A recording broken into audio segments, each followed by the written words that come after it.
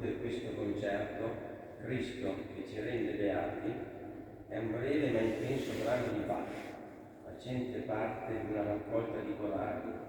scritti dall'autore per i vari periodi dell'anno liturgico, in questo caso per il tempo della Passione. Il tema del corale, proposto nella parte acuta, è ripetuto a cambio, anche nelle note gravi del pedale, con l'intento di simboleggiare le forze del male che si contrappongono alla missione salvifica e redentrice di Gesù Cristo.